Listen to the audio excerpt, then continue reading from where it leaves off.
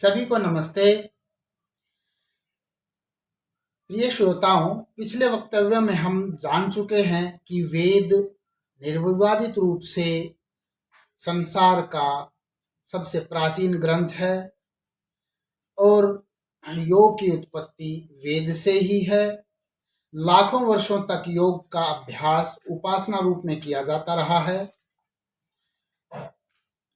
और पिछले 4-5 हजार साल से ही अन्य मत मतांतर जन्मे हैं और योग के विभिन्न प्रकार इन्हीं मत मतांतरों की देन है। विद्यार्थियों, आज के वक्तव्य में हम विभिन्न मत मतांतरों के योग के प्रकारों को जानने का प्रयास करेंगे।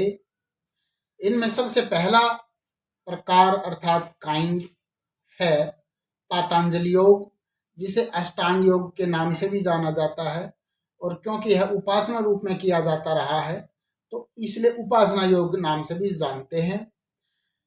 सर्वविदित है कि वेद में योग का वर्णन उपासना के रूप में है तथा लाखों वर्षों से योग उपासना रूप में ही प्रचलित रहा है।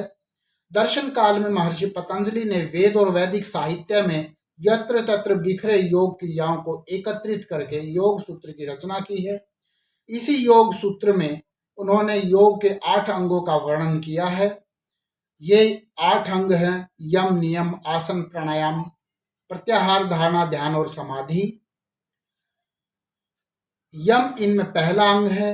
अहिंसा, सत्यास्तेय, ब्रह्मचर्य, परिग्रह, यमा, अर्थात किसी से वैर भाव ना रखें, सत्य भाषण, सत्य मानना, सत्य कार्य ही करें, मिथ्या व्यवहार कभी ना करें, चोरी ना करें, जितेंद्रिय बने अर्थात इंद्रिय संयम रखें और कभी भी अभिमान ना करें। ये 5 नियम कहलाते हैं। शौच, संतोष, तपः, स्वाध्याय, ईश्वर, प्राणी, धनानि नियमः, अर्थात नियम जो पतंजलि योग का दूसरा अंग है। ये है जलादि से शरीर को तथा सुविचार ग्रहण करके मन को पवित्र रखें, धर्म पूर्वक कार्य करते हुए लाभ की स्थिति में अति प्रसन्न न हो और हानि की दशा में अप्रसन्न न हो, लोभ मोह आदि से दूर रहें, आलस्य छोड़ सदा पुरुषार्थ करते रहें, नित्य प्रति शास्त्रों को पढ़ें और पढ़ावें, सत्य पुरुषों का संग करें और चिंतन मनन करें और स्वयं को परमात्मा की आज्ञा पालन में समर्पित कर दें। ये 5 नियम हैं। तीसरा अंग आसन है। स्थिर सुखम आसनम, अर्थात बैठने की जिस अवस्था में साधक की स्थिति स्थिर एवं सुखदायक होती है उस स्थिति को योग दर्शन में आसन कहा गया है। चौथा अंग प्राणायाम है। तस्मिन् सति श्वास प्रश्वासयोर गति विच्छेदः प्राणायामः।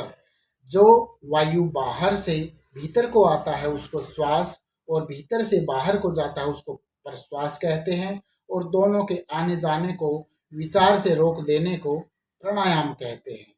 यह प्राणायाम 4 प्रकार से होता है। एक बाह्य विषय, अर्थात जब भीतर से बाहर को श्वास निकले तब उसको बाहर ही रोक देना। दूसरा आभ्यंतर विषय, अर्थात जब बाहर से श्वास भीतर को आवे तब उसको जितना रोक सके उतना भीतर ही रोक दें। तीसरा स्तंभ वृत्ति, अर्थात न प्राण को बाहर निकालें और ना ही बाहर से भीतर ले जाएं, किंतु जितनी देर सुख से हो सके उसको जहां का तहां त्यों का त्यों एकदम रोक दें। चौथा बाह्याभ्यंतर आक्षेपी, अर्थात बाहर भीतर रोकने से होता है।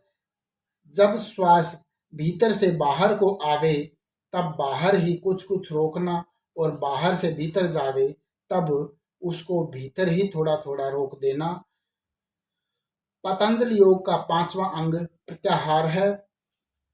जब चित्त और इंद्रिय विशेष दोनों का एक ही समय में एक विषय से संबंध होता है तब विषय अनुभूति अर्थात ज्ञान होता है और जब चित्त अर्थात मन निरुद्ध होता है तो इंद्रियां भी स्वमेव रुक जाती हैं। यह स्थिति प्रत्याहार कहलाती है। सरल शब्दों में मन को विषय से हटा लेंगे तो विषय की अनुभूति नहीं होगी। यह स्थिति प्रत्याहार की है। पातंजलि योग का 6ठा अंग धारणा है। देशबंध चित्तस्य धारणा, अर्थात चित्त को किसी देश विशेष में स्थिर कर देना धारणा कहलाता है। 7वां अंग ध्यान है। तत्तर प्रत्ययिकांता ध्यानम, अर्थात उस देश में जहां धारणा बनाई गई है, वृत्तियों का समान प्रवाह अर्थात निरंतर बना रहना ध्यान की स्थिति कहलाता है। 8वां अंग समाधि है। तदेवार्थ मात्र निर्भासम स्वरूप शून्यमेव समाधि ही, अर्थात ध्यान ही केवल ध्येय के स्वरूप को प्रकाशित करने वाला और अपने स्वरूप के ज्ञान से शून्य हुआ जैसी अवस्था समाधि है। महर्षि दयानंद सरस्वती समाधि की अवस्था को उपर्युक्त 7 योगांगों का फल बताते हुए स्पष्ट लिखते हैं, जैसे अग्नि के बीच में लोहा भी अग्नि रूप हो जाता है, इसी प्रकार परमेश्वर के ज्ञान में प्रकाश में होके अपने शरीर को भी भूले हुए के समान जानकर आत्मा को परमेश्वर के प्रकाश स्वरूप आनंद और ज्ञान से परिपूर्ण करने को समाधि कहते हैं। प्रिय विद्यार्थियों, इस वीडियो में पतंजलि कृत अष्टांग योग पर ही चर्चा कर पाए हैं। योग के अन्य प्रकारों पर अगले वीडियो में चर्चा करेंगे। आपने वीडियो को ध्यान पूर्वक देखा व सुना, आपका धन्यवाद। कमेंट बॉक्स में अपने प्रश्न अवश्य लिखें, जिनके समाधान करने की मैं पूरी कोशिश करूंगा। वीडियो पसंद आई तो लाइक व शेयर करें और चैनल को सब्सक्राइब अवश्य करें। आप सभी का दिन शुभ हो। नमस्ते।